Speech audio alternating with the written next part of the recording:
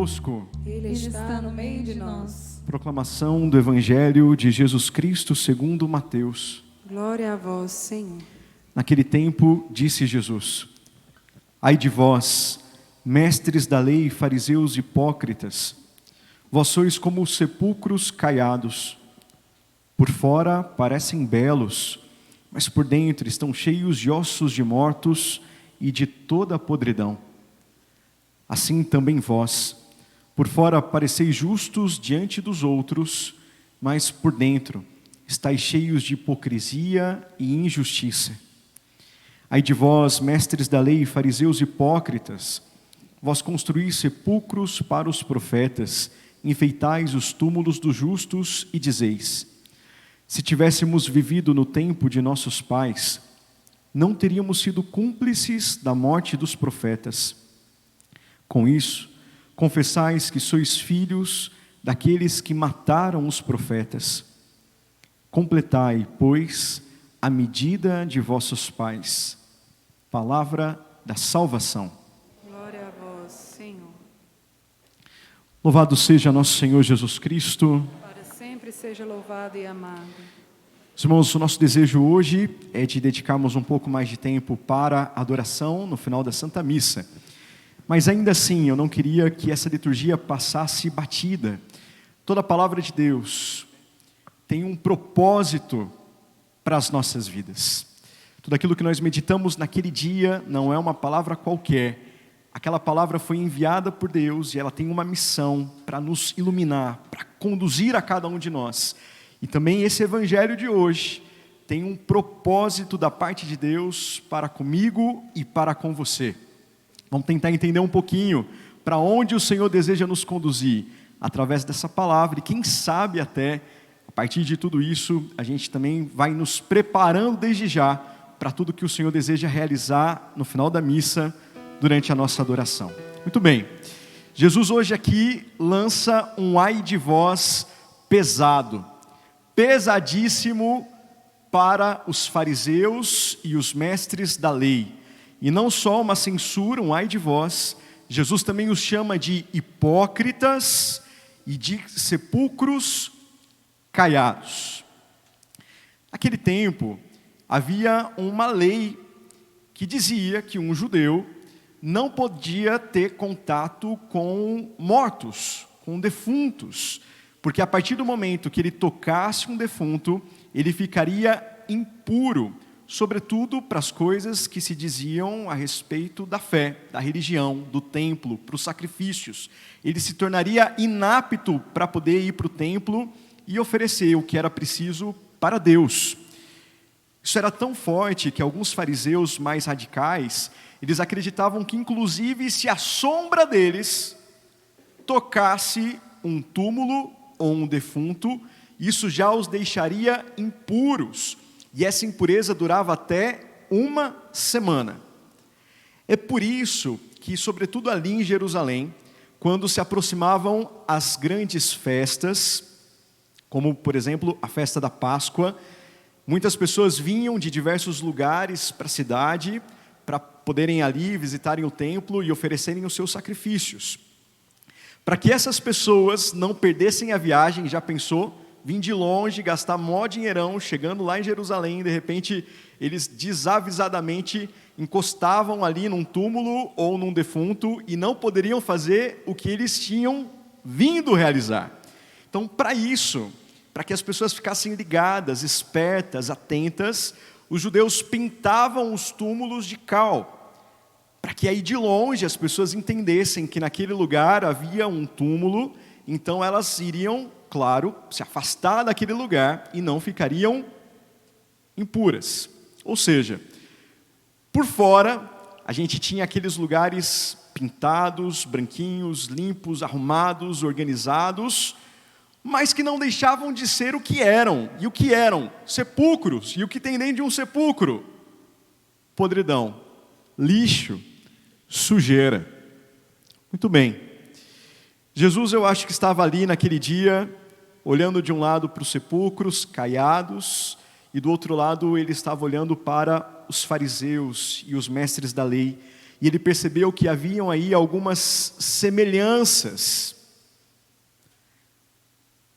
Porque tantos daqueles irmãos também se preocupavam muito com a sua imagem, com a sua aparência, com o seu status, queriam ser reconhecidos pelas pessoas, pela perfeição das suas ações, queriam ser aplaudidos, mas tantas vezes essa embalagem não condizia com o conteúdo.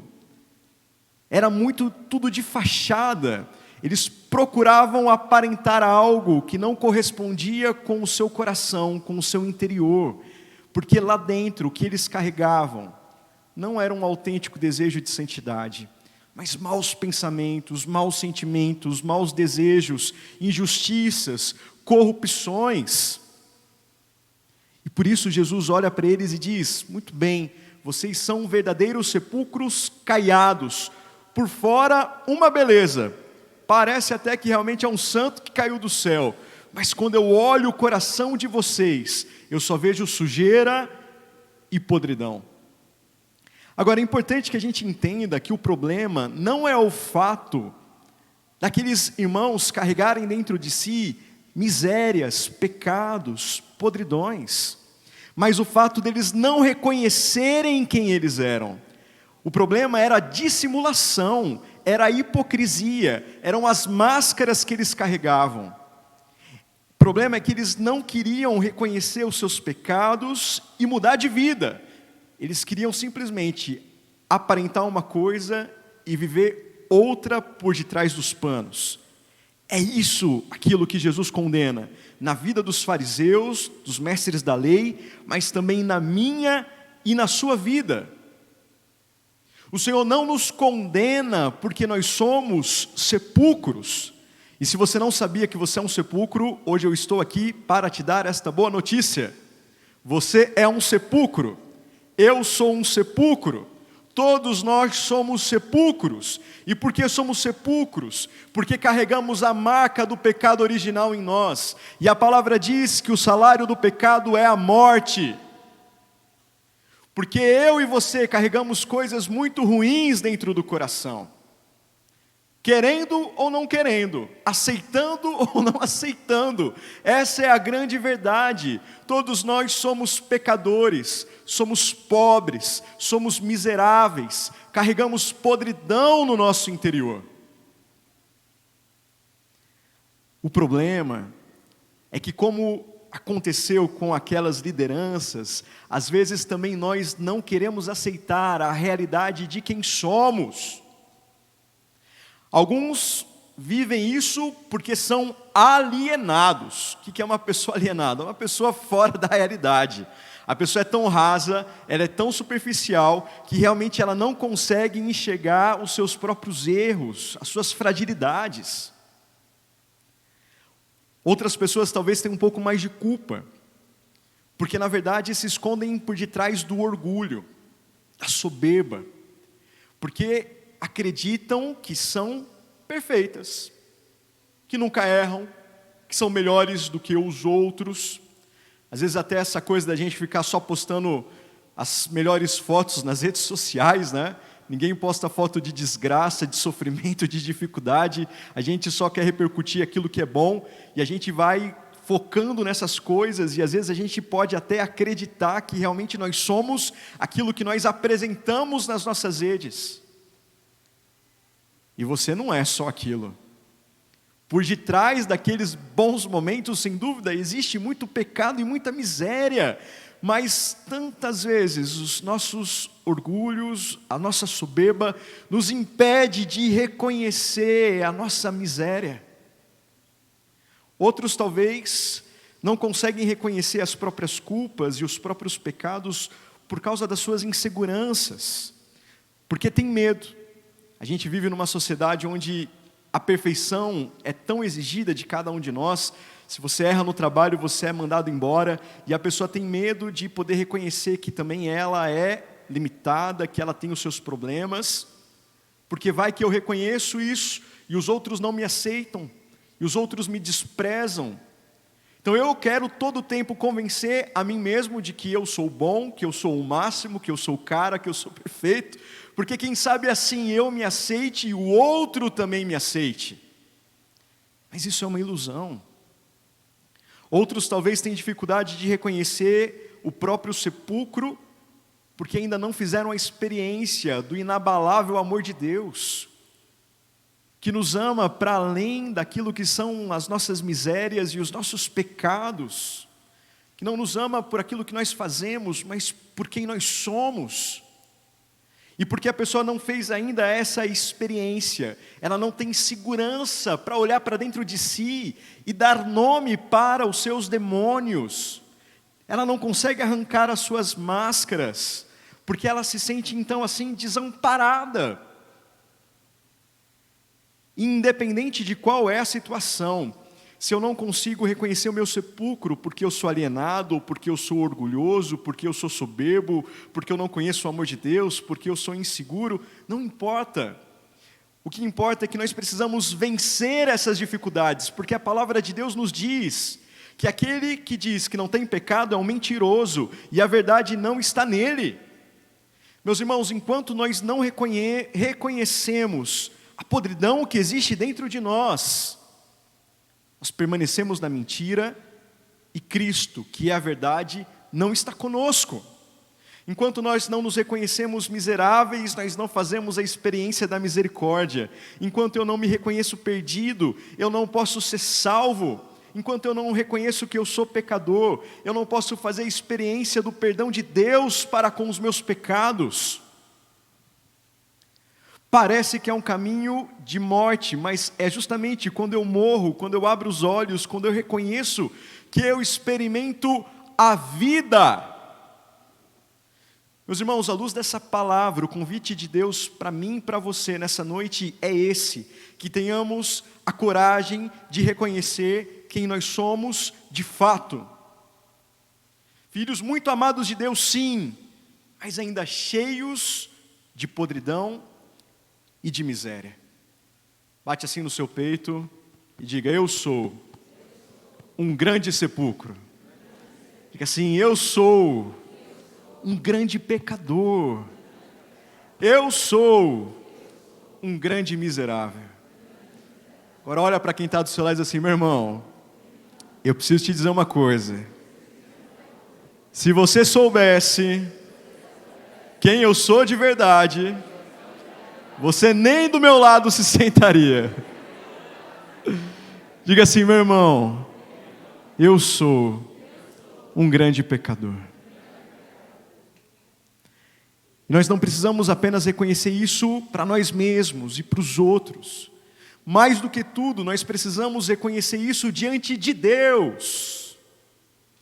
Eu preciso ter a coragem de adentrar na sua presença e, como aquele publicano do templo, prostrar a minha cabeça, o meu coração, bater aqui e dizer: Senhor, me perdoa, porque eu sou miserável, eu sou pecador.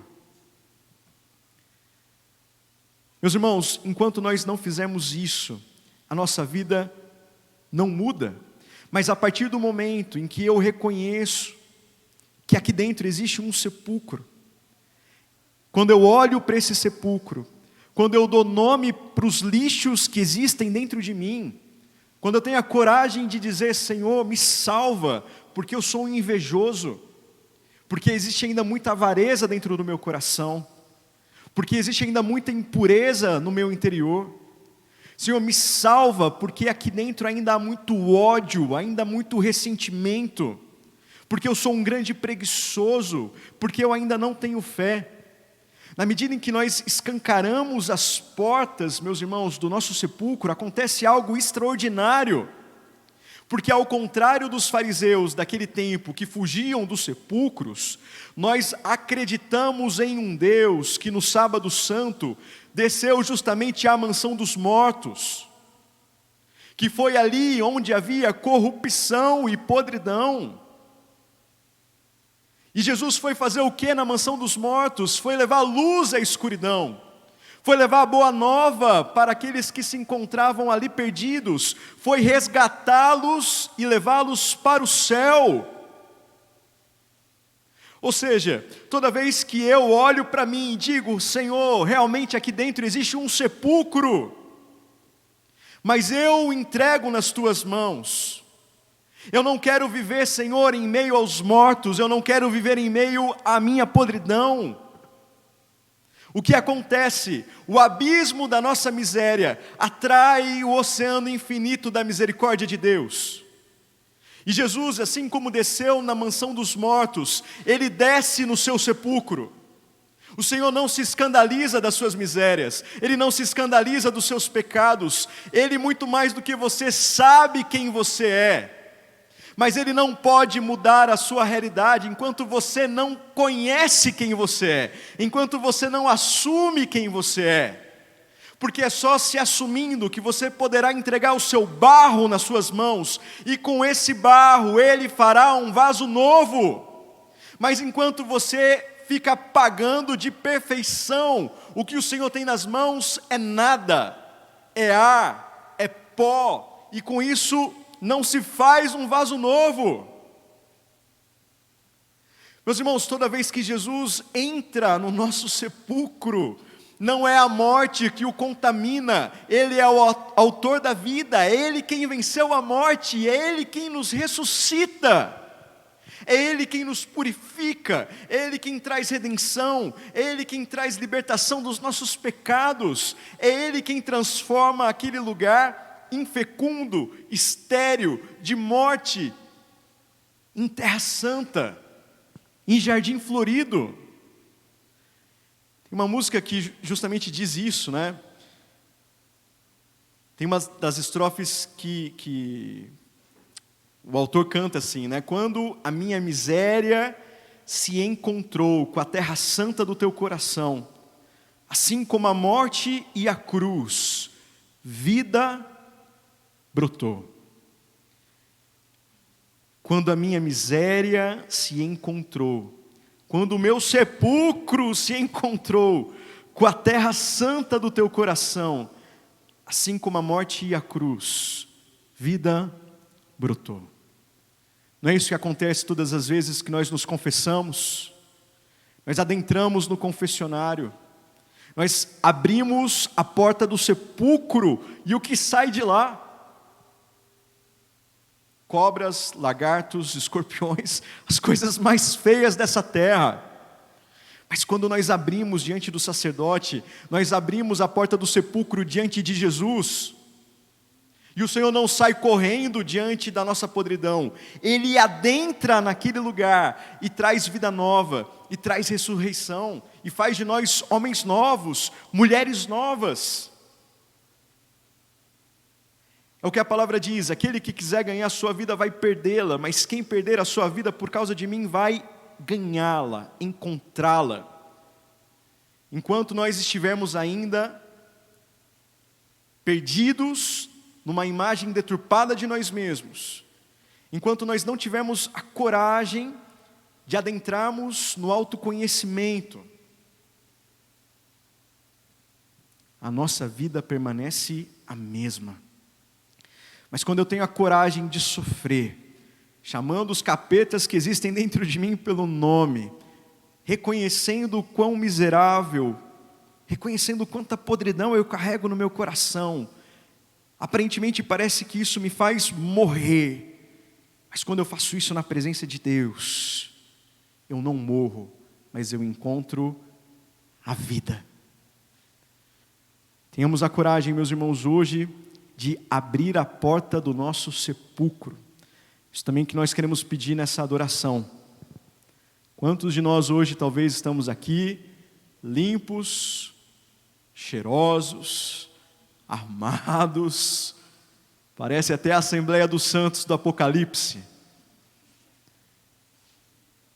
Mas e se de repente o nosso olhar de raio-x espiritual começasse a enxergar para além das aparências?